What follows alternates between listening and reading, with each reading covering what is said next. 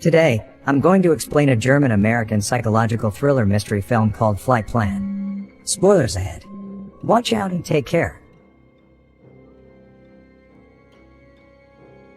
It is a tough night for Kyle Pratt. Kyle is an American aircraft engineer recently widowed by the death of her husband in Berlin.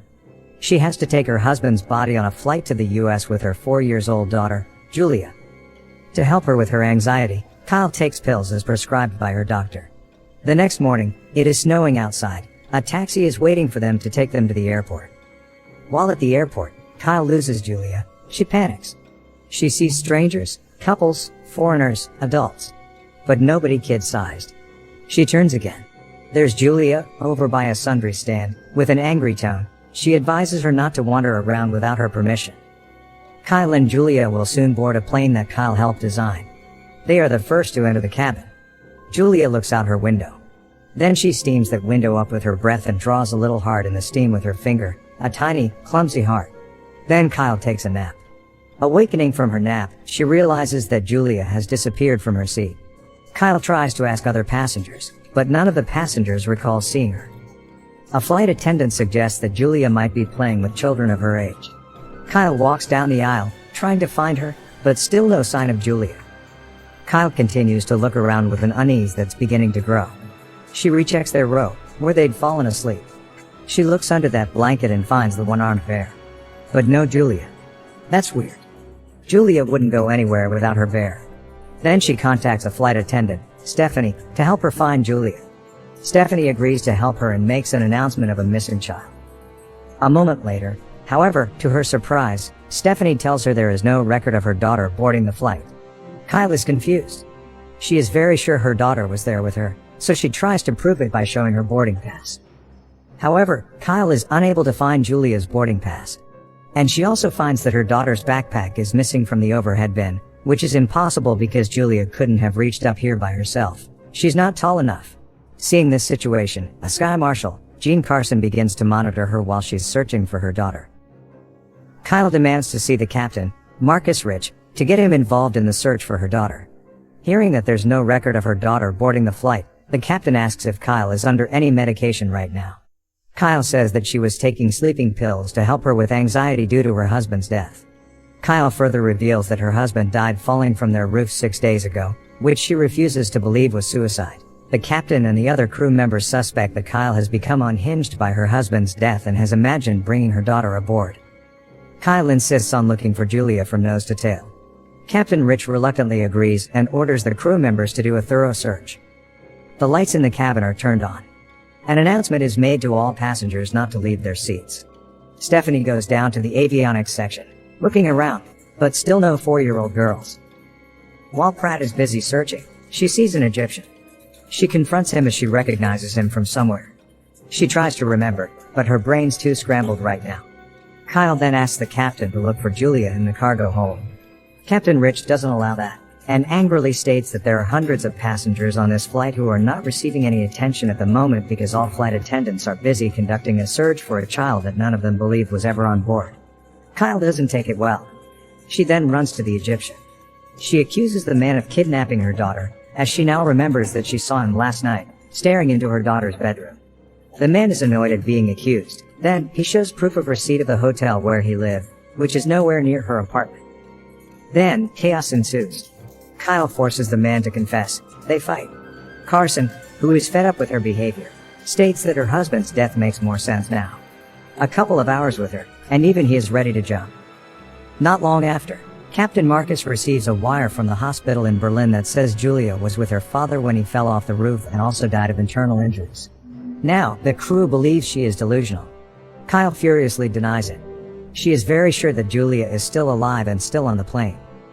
Carson now feels that Kyle is a threat by making up such a story, so he handcuffs her and keeps her in her seat.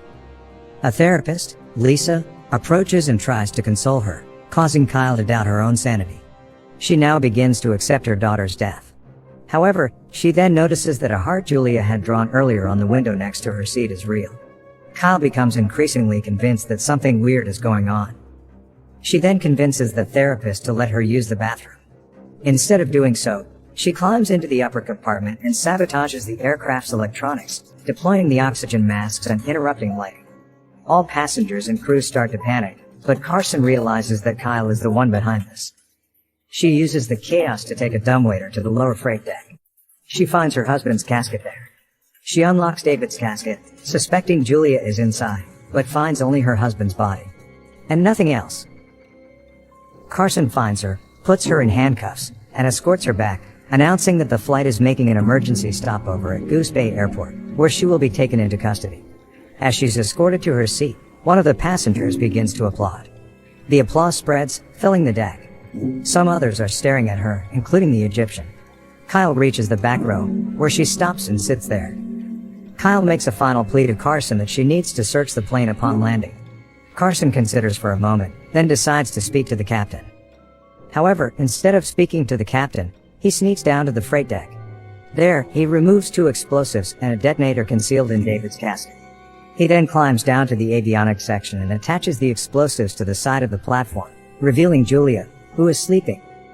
At this point, it is revealed that Carson has been the mastermind behind all of this. Carson and Stephanie have conspired to hijack the aircraft for a $50 million ransom and frame Kyle due to her knowledge of the plane. They abducted Julia to force Kyle to unlock the casket where he placed the explosives and detonator. Carson tells the captain that Kyle is a hijacker and threatens to blow up the aircraft unless the airline transfers $50 million into a bank account. Carson then tells an unnerved Stephanie that he intends to blow up the plane, killing the unconscious Julia, and leave Kyle dead with the detonator in her hand. Kyle still couldn't believe everything that has happened. She anxiously looks out of the window as the plane is about to land. Other passengers are confused because of the emergency landing. After landing, the passengers exit the aircraft. As the captain is leaving, Kyle confronts the captain, who angrily declares that the ransom has been paid. Kyle is confused by this. Soon, she realizes that all this is Carson's doing. He uses the situation to twist the truth and makes it look as if Kyle is a terrorist. Realizing this truth, Kyle decides to take advantage of the role of hijacker, commanding Carson to remain aboard and the crew to leave. Carson hesitates, but he realizes that if he refuses, it would be seen that the charade would be his.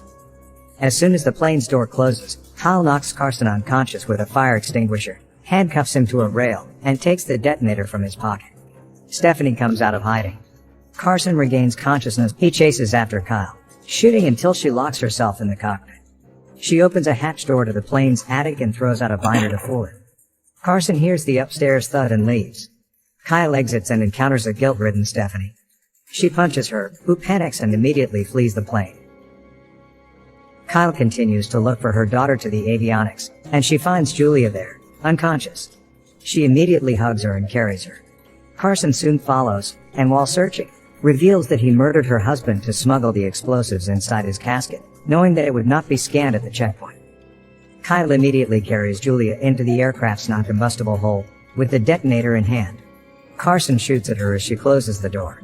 With the non-combustible walls of the hold to protect them, she detonates the explosives, exploding the plane, killing Carson. The passengers and crew watch the explosion in shock. A moment later, Kyle appears with her daughter. As Kyle carries her daughter out onto the tarmac, all the passengers are shocked upon realizing that she had been telling the truth the whole time. The next morning, at the airport terminal, Captain Rich approaches and apologizes to Kyle for his skepticism. Stephanie is led away by the FBI in handcuffs, wherein an agent informs them that the Berlin mortuary director has also been arrested. Kyle carries Julia through the crowd of passengers who realize the truth. All are stunned and somewhat guilt-ridden for not believing her. Before loading her daughter into a van to take them away, Julia wakes up and sleepily asks, "Are we there yet?" as they get ready to leave. The final scene shows the Egyptian passenger helping to pick up her bag as an act of respect and forgiveness.